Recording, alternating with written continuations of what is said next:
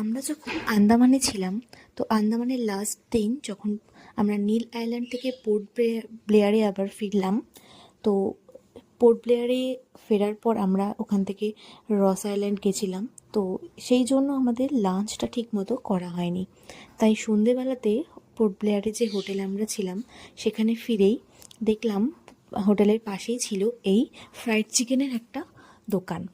তো লাঞ্চ যেহেতু হয়নি, খিদে পেয়ে গেছিলো ভালোই, তাই বর আর আমি দুজন মিলেই চলে গেছিলাম সেখানে। গিয়ে দেখি এখানে অনেক মেনুর আইটেম আছে, মানে অনেক রকমের আইটেম আছে।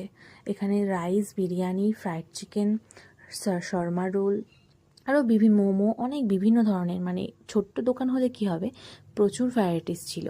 তো সেখান থেকে আমরা অর্ডার করেছিলাম একটা শর্মা রোল, আর ছিল ফ্রেঞ্চ ফ্রাই, ফ্রাইড চিকেন আর কোক।